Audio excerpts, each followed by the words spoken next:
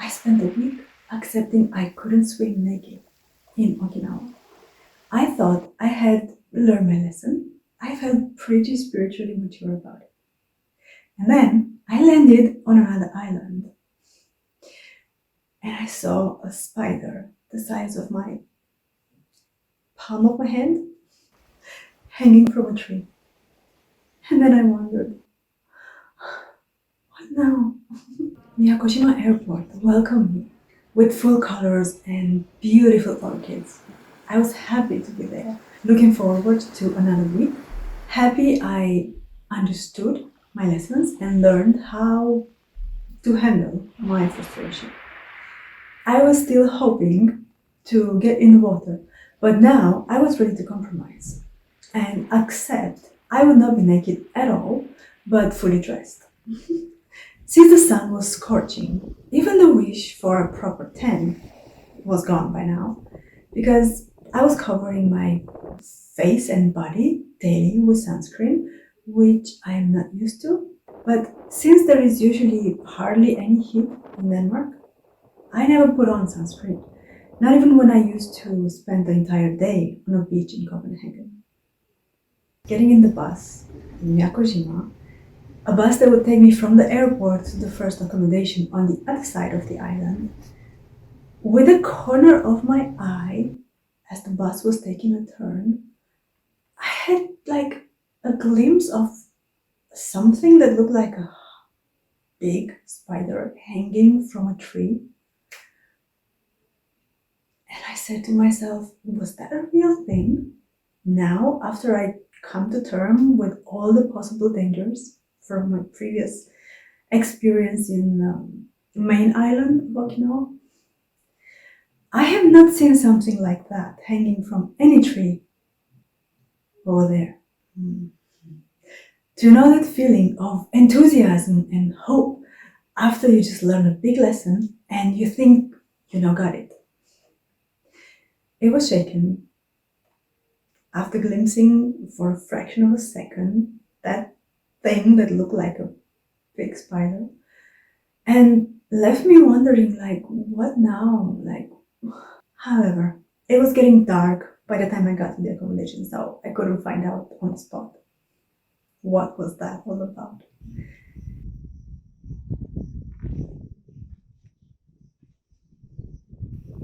I had rented a room in an old and squeaky house, Japanese style. And as soon as I entered the room, which was right by the entrance, so very close to the garden, I noticed one of the windows had been left open. Needless to say, I got up every half hour that night to check for snakes and spiders and whatnot that might have sneaked in. Also, it had gotten very hot, so I slept with the outdoor door open, and there was just a thin net separating me from the garden creatures.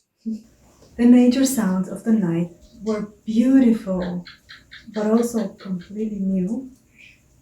The whole village was quiet, so all I could hear was jungle-like sounds, very vivid and very alive. This couple of nights at that accommodation were by far the most restless, because while I was exactly what I wanted to be, in the middle of jungle-like nature, away from crowds and the city, I was not used to this level of aliveness during the night. And by now, the possible dangerous creatures had found a strong imagination corner in my mind. I didn't sleep. I just lay there with my eyes open. So only the next day, on my way to the beach, I was to face yet another level of challenge. Because what I thought was just too big to be real was actually real.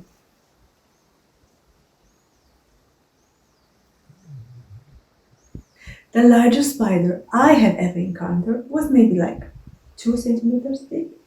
These ones were like 10. And underneath them,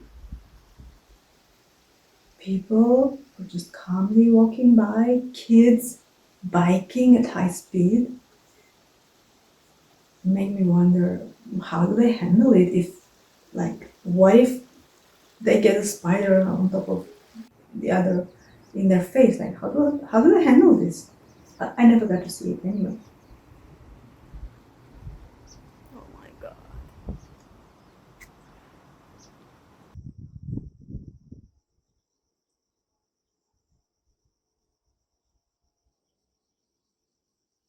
And anyhow, soon I realized almost everything on this island was the size of my palm.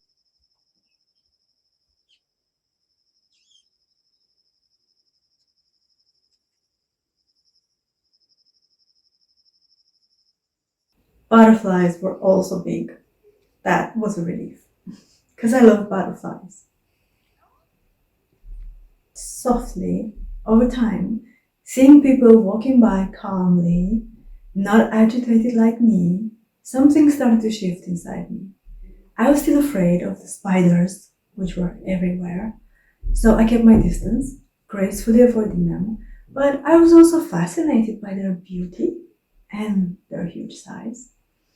It was only later back in Denmark that I found out they were actually peaceful creatures, and I had been afraid of nothing.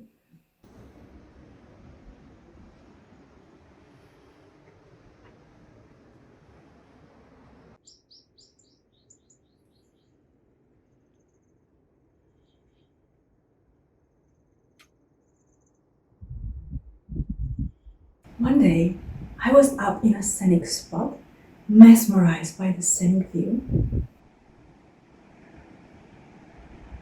No people, just me and the rainy clouds and the ocean. Suddenly, a guy came up the stairs in a rush, looked over the horizon as if wanting something specific, and then said something to me in Japanese, a little bit agitated. And I just smiled and said, "Sumimasen." He took a longer look at me, and then he switched to English. "No good, no good," he said. I was like perplexed, like what is not good? And he angrily pointed at the clouds covering the sky. "No good." Made a gesture of disappointment, and then left back down the stairs in the same rush. This encounter made me consider entitlement and expectations. Miyakojima is famous for its Miyako blue waters and sky. Today, however, was a rainy day, and I totally enjoyed it. I was touched to tears just to simply be there in that magnificent beauty. And here comes this guy expressing complaint, frustration, wanting the perfect blue sky, basically rejecting what is because of what isn't. And I realized this was just like I had done while I was back on the main island the week before. He was the mirror. Gândirea asta ar fi dacă ar fi așa dacă. Doar dacă ar trebui să fie aia și aia și aia și aia ca să merite.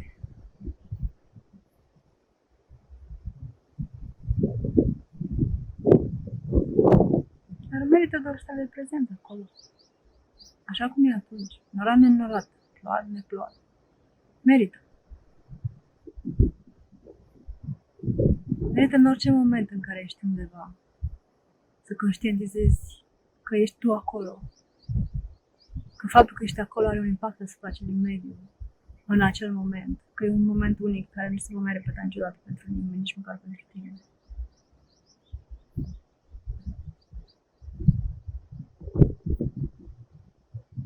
Și să-l valorifici ca atare. În loc să-l arunci la gunoi, ca multe altele, pentru că nu e cum ai vrea tu. Nu se potrivește imaginii pe care o ai, care ți-o ai impus-o alții oricum. Despre cum ar trebui să fie lucrurile. De altă parte, starea asta de nimic pe care o simt, că e mai ustos aici, dar simt așa că sunt nimic. Că e atât de grandios încât ok.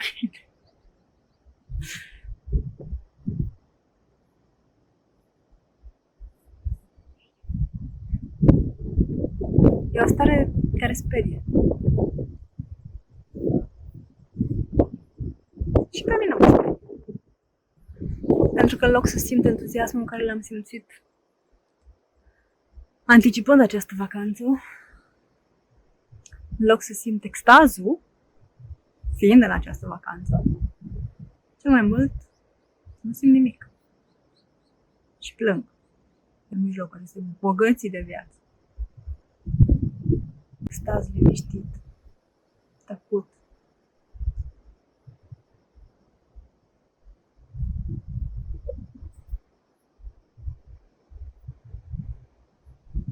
E greu de înțeles. E greu de stat în ea.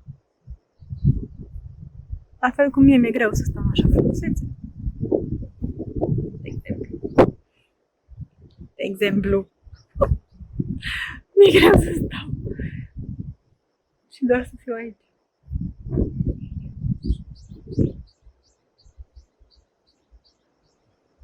Mi-e greu să cred că eu am voie doar să fiu aici. Acum.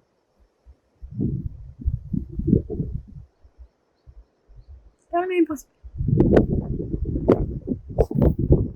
I suddenly became conscious about two cosmic forces. One force, which is the void, emptiness, the space between things, nothingness, dissolution. The other force is abundance, beauty, paradise, the fullness of being alive. In that moment, I was experiencing both, void and abundance, simultaneously, and not as concepts, but as a sensation. The fullness of being in paradise and the emptiness of dissolution. Not unworthiness, not ego, just me disappearing into what is, a silent form of ecstasy. That guy wanted only abundance, the perfect Miyako blue. I was discovering something else entirely, the ecstasy of both, the completeness of reality exactly as it presents itself, the rain and the beauty, the emptiness and the fullness, the tears and the nothingness. This was the turning point, the moment reality became the teacher, not my expectations.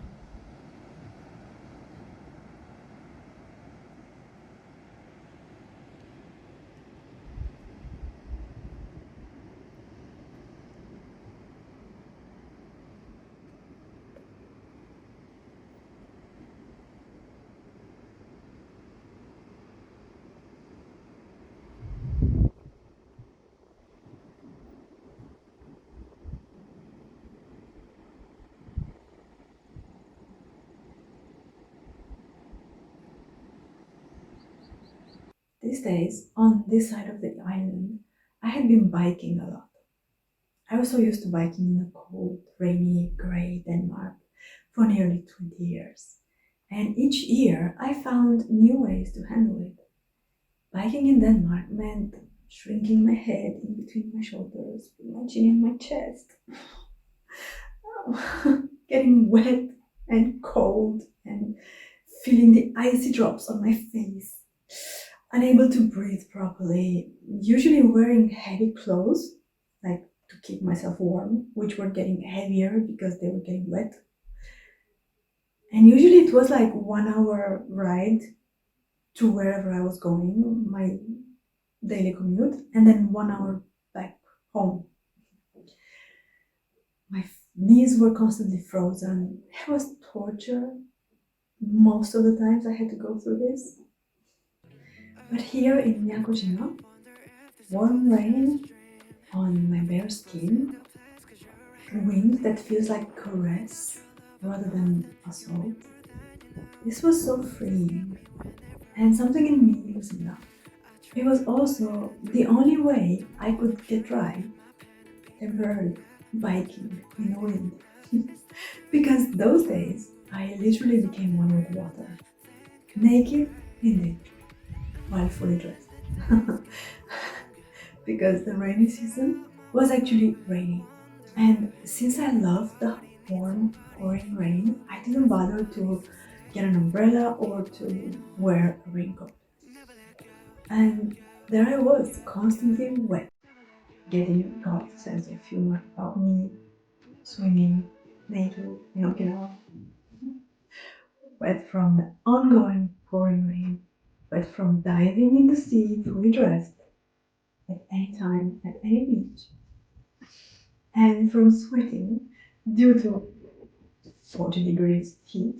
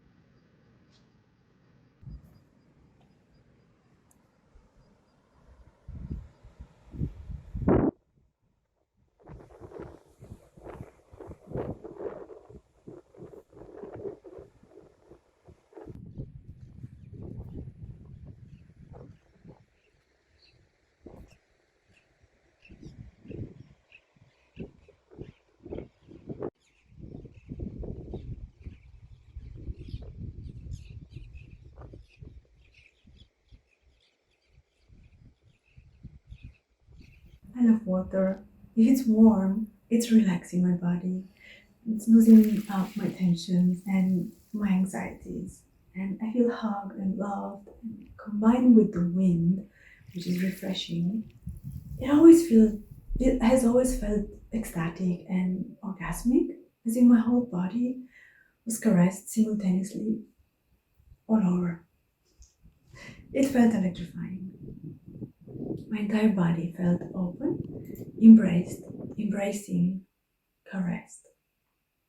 Every cell of my being was vibrant and happiness poured through.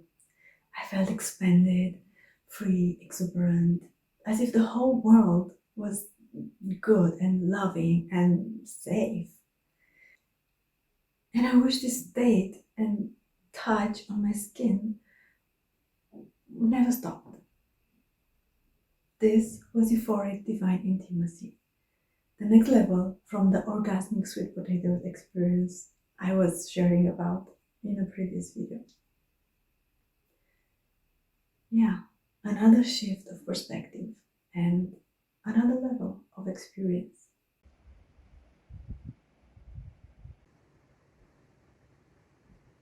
I was super grateful for the host, Izumi, as her presence was warm and reassuring, and her morning breakfast was delicious. I felt her very empathic and embracing. She informed me about anything I need to know.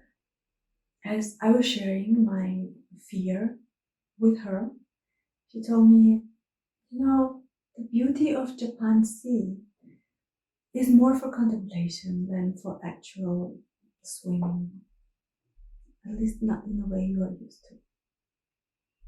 I felt she was teaching me active meditation and contemplation of beauty by simply being herself and sharing from her own experience and the way she was living in Miyakojima.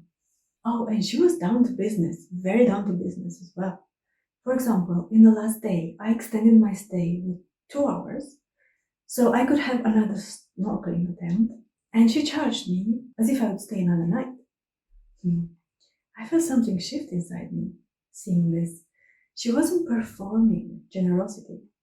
She was generous and she valued her offer. She wasn't missing out her own worth. What is? Because of some fantasy about being generous and giving. What isn't? She was living from dignity, not reaching for it. I wasn't there yet, but I could see it. I could feel the invitation. This showed me how you can be kind, welcoming, a great host and provider, and still not sell yourself short out of too much kindness. And she gave me a 5-minute snorkeling lesson in the kitchen while handing me over the snorkeling kit. And then there I was, all geared up, ready to snorkel for the first time in my life. But as I have already mentioned, I'm not a skilled swimmer, and breathing through the snorkeling kit soon left me tired and dizzy. The first day, I didn't see much of the reef. If someone had watched me from the shore, they would have thought I was just an agitated Westerner splashing around, disturbing the fish. Only the next day, I figured out how to float and move around. I did manage to relax a little bit, to actually have a view of the beauty underneath, a multitude of colorful fish. And some of them were swimming next to me. Wow. However, this second time, I got really dizzy, to the point I had to stop and get out of the water. Sitting dizzy on the beach, I realized I could actually faint or need a hospital if I keep going at this rate, because the way I was struggling was annoying, and I was stressing myself for being so close to seeing the coral reef and missing out on it because I couldn't even snorkel. It wasn't just physical fear, it was existential. The terror of not succeeding on my own. The thin line between adventure and danger. The possibility I might disappear here without anyone knowing, because the only other people than me on that beach at that time, was a bunch of surfers very far away, extremely far away into the waves.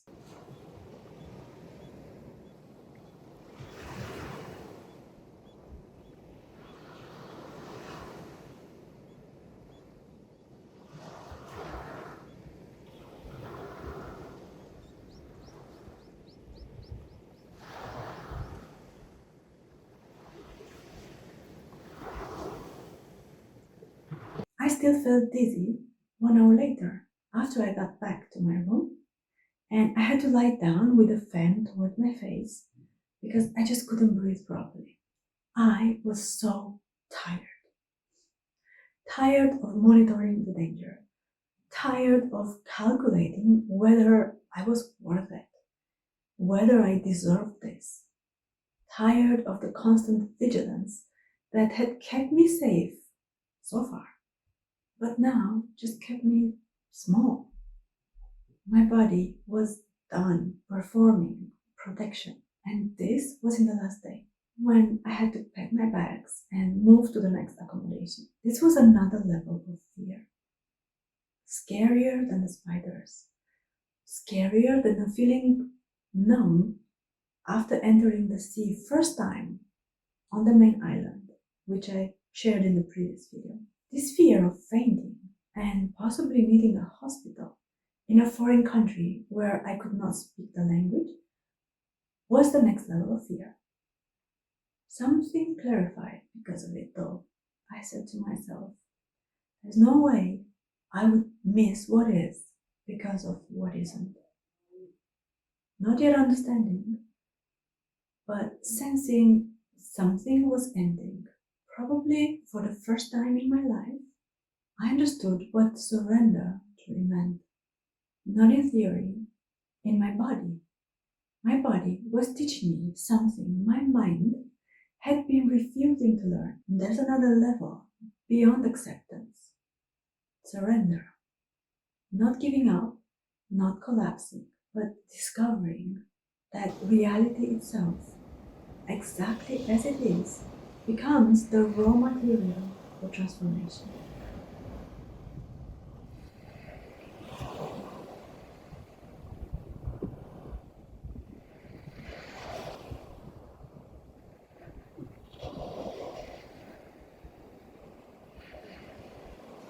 This whole trip in Japan taught me about dignity, marking the end of a 20-year-long chapter in my life in which I did sell myself short and for free at my own expense in the name of spiritual evolution, fearing I will not evolve if I don't, feeling guilty if I didn't do that. In the meantime, I was still being perceived as egotistic by the very people who used my skills for free and constantly telling me I was not giving enough. Giving myself for free was a virtue.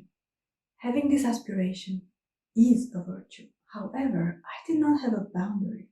I kept at it for too long. Looking back now, I can see reality was preparing me for a big transformational quantum leap. The spiders taught me that not all threats are real. The guy showed me the mirror of who I had been. Izumi showed me dignity without depletion. The biking in the warm rain reawakened euphoria in my body.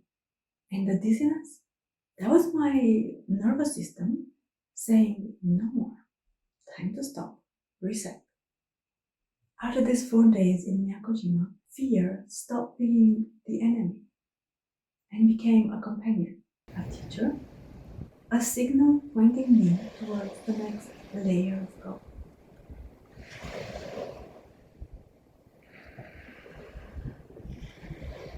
What I didn't know yet, what I couldn't see from inside that week, was that this shift would lead somewhere even deeper. Because when entitlement, I deserve this because I sacrificed for it, or I paid for it, or whatever, finally met awareness and soul, it transformed into dignity and humbleness. Not arrogance, not performance, but knowing my worth and acting accordingly. And from that place of dignity, I took a radical action that bent reality itself. And all the blessings poured through, including that naked swim I had been wanting from the beginning. I will share about that in the next video. If you want to explore your own layers of acceptance and move from performing spirituality to living it, I created a free 7-day course, Reclaim Your Feminine Sovereignty. Link in the description.